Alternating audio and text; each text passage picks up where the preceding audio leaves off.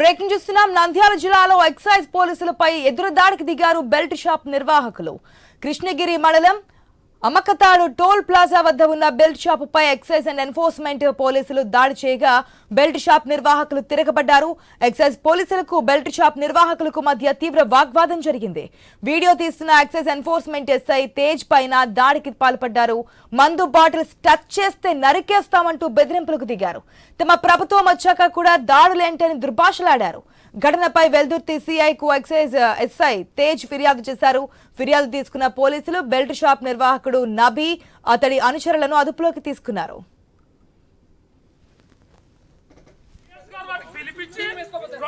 ఏం కాదు చేయండి, ఇటు వాళ్ళందరం భయపడుచుకుంటుంటే ఇక్కడ బాగుంటుంది. ఇంకా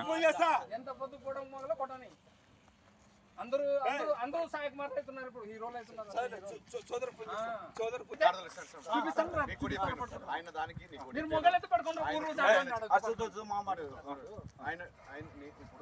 అదే ఏమి అని అదే ఎవరు ఎక్కడ ఎక్కడ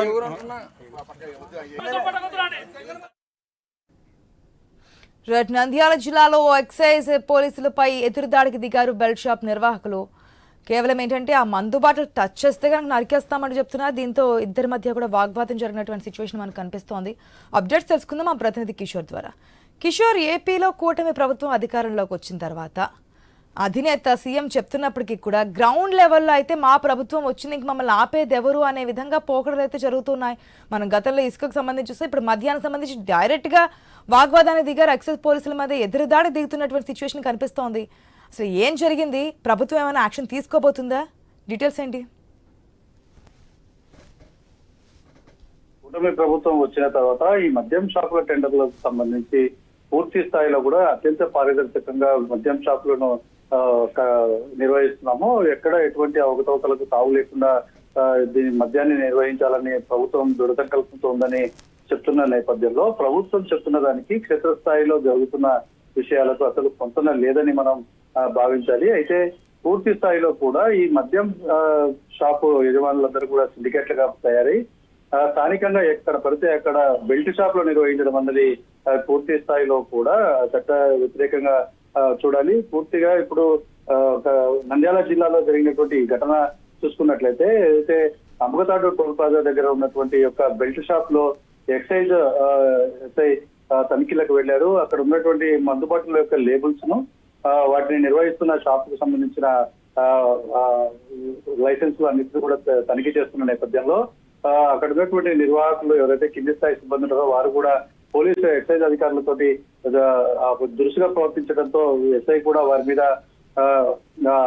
వారించే ప్రయత్నం చేశారు. అయితే ఈ నేపథ్యంలోనే ఇద్దరి మధ్య కూడా వాగ్వాదం చోటు చేసుకోవడం, ఒక స్థాయిలో ఎస్ఐ మీద దాడి చేసిన పరిస్థితి కూడా ఉండటంతో ఒకసారిగా షాక్ తినటువంటి ఎక్సైజ్ పోలీసులు పూర్తి స్థాయిలో కూడా ఆ యొక్క షాప్ ను అదుపులోకి తీసుకునే ప్రయత్నం చేశారు. అయితే ఆ షాపు నిర్వాహకుడు ఎవరైతే వచ్చారో మా కుటుంబ ప్రభుత్వం వచ్చిన తర్వాత మమ్మల్ని అడుక్కుంటేనే మేము ఈ యొక్క మద్యం షాపులకు టెండర్లు లైసెన్స్ కోసం అప్లై చేశాము, లక్షలాది రూపాయలు డిపాజిట్లు చేశాము, మా ప్రభుత్వం వచ్చిన తర్వాత కూడా మా మీద మీరు దాడులు చేస్తారా, మా మీద తనిఖీలు నిర్వహిస్తారా అంటూ కూడా ఒంటికాల మీద లేస్తూ అధికారుల మీదకి వెళ్లిన పరిస్థితి పూర్తిగా కూడా నిశ్చేష్టులై చూస్తున్న పరిస్థితి అధికారుల వద్ద అయింది. అయితే ఈ యొక్క ఇద్దరి మధ్య జరిగిన సంఘర్షణలో ఎస్ఐ మీద తేజ్ మీద దాడి చేయడం ఇవన్నీ కూడా అటు తీవ్ర చర్చనీయాంశంగా మారుతున్నాయి.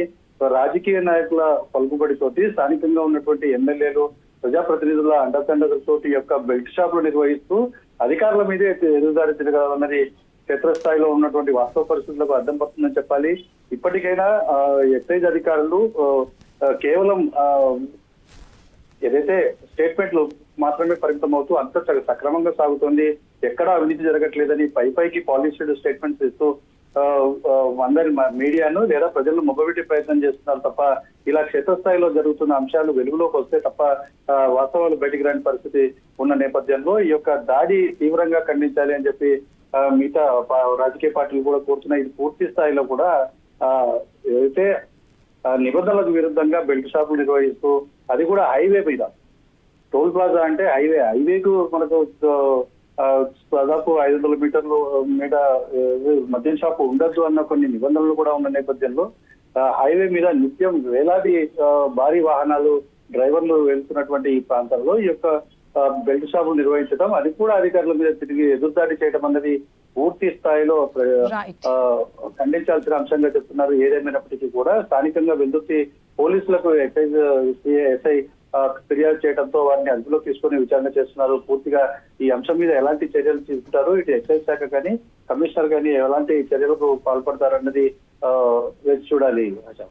Right Kishore, thanks for the update.